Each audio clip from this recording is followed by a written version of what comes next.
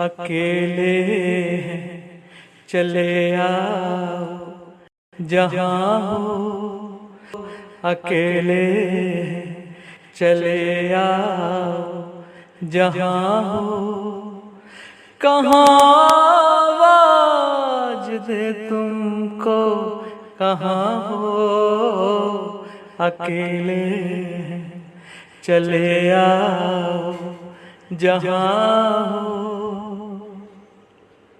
अभिवादन स्वीकार करें, मैं उदय पठानिया। आप सोच रहे होंगे कि हमने मोहम्मद रफ़ी साहब का ये गाया हुआ गीत जो है वो हमारे जो भाई हैं विजय सरस्वती जी, उनकी आवाज़ में क्यों सुनवाया और यही गीत क्यों चुना गया।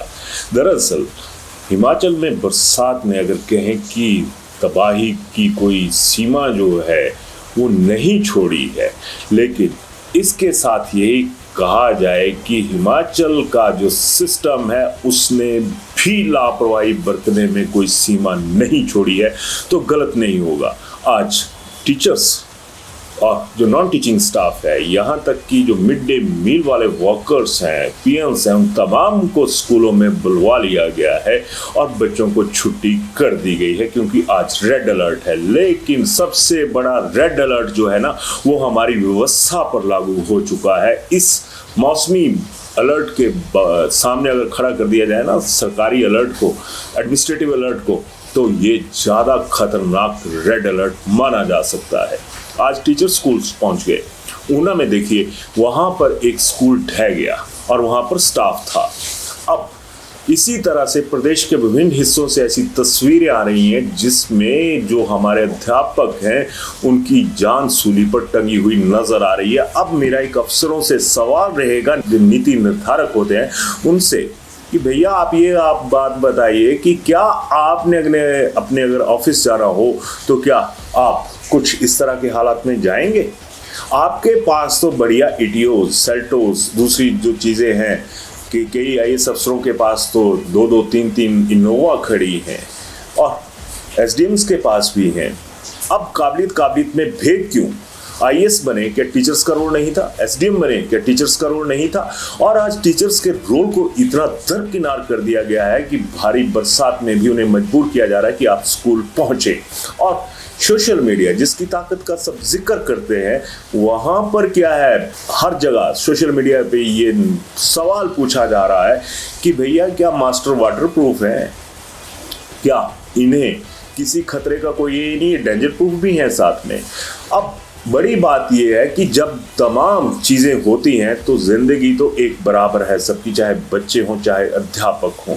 अब कौन सा ऐसा सिस्टम है जिसमें आप एक ज़िंदगी को तो अहम मानते हैं, उसके लिए आपका आभार, लेकिन क्या एक इंसान की ज़िंदगी कोई मायने नहीं रखती? क्या इन अध्यापकों के बच्चे नहीं हैं? खुदा ना खास्ता कुछ हो जाता है तो फिर इनका जिम्मेवार कौन है? अब सरकारी व्यवस्था ये कहती है कि अगर आप तय समय पर पहुंचकर स्कूल से अपनी लोकेशन नहीं भेजेंगे आधे घंटे के भीतर तो आपकी कैजुअल लीव जो है वो लग जाएगी।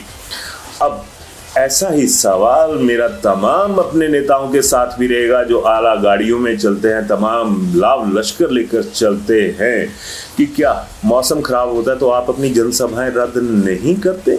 या आपका दिल करता है कि आज हम बाहर नहीं जाएंगे, तो क्या आपके लिए भी कोई ऐसा व्यवस्था है कि आप अपनी लोकेशन शेयर करें कि आज आप सेक्रेटरीट नहीं पहुंचे, आज आप डायरेक्टरेट नहीं पहुंचे और आपकी कैजुअल लीव लगाई जाए?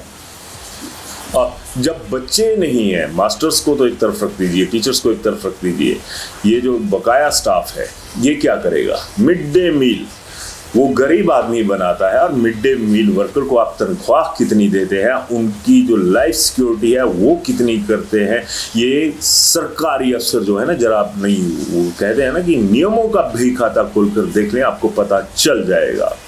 आज हर तरफ हादसों की भरमार है और हमारा जो सिस्टम है वो कहीं ना कहीं मजबूर कर रहा है कि इस पर भी सवाल उठाया जाए।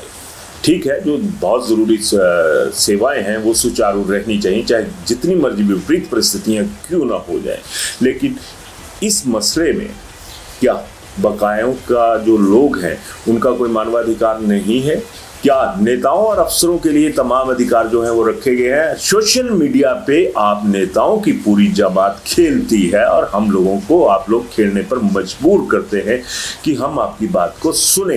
क्या नेताओं ने, सरकारों ने, अफसरों ने ये सोचा कि जब इन हालात में भारी बरसात में महिलाएं जा रही हैं उनका क्या सिक्योरिटी है, और खुद आप लोग ये कहते हो कि घर में रहें, सुरक्षित रहें, बहुत ज्यादा जरूरी हो तब निकले, लेकिन आप तो सरकारी निकाल कर अपना दिवाला व्यवस्था का जो है उसको निकालते हुए नजर आ रहे हैं। फिर किस तरह का व्यवस्था परिवर्तन की बात होती है? परिवर्तन वहां पे क्यों नहीं जहां पर जरूरत है? जब स्कूल आपने बंद कर दिए, आपने मना कर दिया कि नहीं जाएंगे, फिर इन तमाम लोगों को बुलाने की जरूरत क्या है? फिर आपके प्राइवेट सेक्टर और जो गवर्नमेंट सेक्टर है इसमें भेद क्या रह गया? फिर आप कहते हैं कि प्राइवेट स्कूल जो है वो मनमानी करते हैं। इशारा कौन देता है प्राइवेट स्कूल्स को मनमानी करने का? आप लोग जो सरकारी व्यवस्था के ध्वजवाहक है, आपने तो जिंदगी को इस तरह से खतरे में डाल दिया है और आज पूरा प्रदेश रेड अलर्ट में। लेकिन इस रेड अलर्ट से बड़ा खतरा जो है ना वो हमारे एडमिनिस्ट्रेटिव रेड अलर्ट से है, क्योंकि ना कोई आवाज़ बुलंद करता है, और अगर कोई आवाज़ बुलंद करे तो आप लोगों की जो मोबाइल पे या आपके जो पीसी है उनके ऊपर, पर्सनल कंप्यूटर्स के ऊपर, लैपटॉप के ऊपर आपको अगर वो पोस्ट दिखती भी होंगी तो बैरिंग आप उन पोस्ट को लौटा देते होंगे, क्योंकि निर्णय लेने की जो क्षमता होती है वो यहाँ पर नहीं है। और जिन अध्यापकों की मैं बात कर रहा हूँ, जिन्हें राष्ट्र निर्माता कहते हैं, उनकी जिंदगी तक इस दौर में कहें कि खतरे में डाल दी है। तो इसकी वजह से जो राष्ट्र निर्माण की बात होती है, फिर मौजूदा व्यवस्था के जो पैरोकार है वो कहाँ है? सरकार कहाँ है?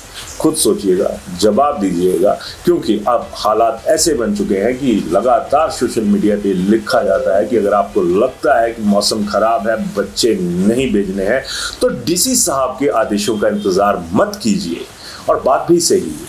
क्या डीसी साहब इस बात की गारंटी देंगे, एसडीएम साहब कोई भी है इस बात की गारंटी देंगे कि अगर बच्चे ऐसे माहौल में जा रहे हैं तो उनकी सुरक्षा का क्या बंदोबस्त है? आपके लिए तो तमाम पायलट्स आगे घूमती हैं, रास्ते साफ होते चले जाते हैं, बाकायदा जेसीबी लग जाती है नेताओं के लिए और रोड क्लियर हो जाते हैं, लेकिन एक ग्रामीण स्कूल में जो टीचर लगा है, दूर दराज के क्षेत्रों में लगा है, उनकी कोई कदर है क्या?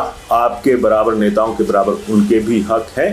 तो बच्चों के साथ साथ जो उनका निर्माण करते हैं उनकी तरफ भी थोड़ा देख लीजिएगा, अपनी राय भी ज़रूर दीजिएगा, क्योंकि आम आदमी सिवाय राय देने के कुछ नहीं कर सकता। राय सिंह हम लोग बन जाते हैं, लेकिन जो हमारे शासनाध्यक्ष है, जो हमारे सो कॉल्ड बड़े बड़े नाम लग जाता है, चीफ सेक्रेटरी, ये वो तमाम चीज़ें, वो हम लोगों को क्या इतना चीप कैटेगरी में समझते हैं कि हमारे जो मुद्दे हैं आम आदमी के, उन पर किसी की कोई नजर ही नहीं।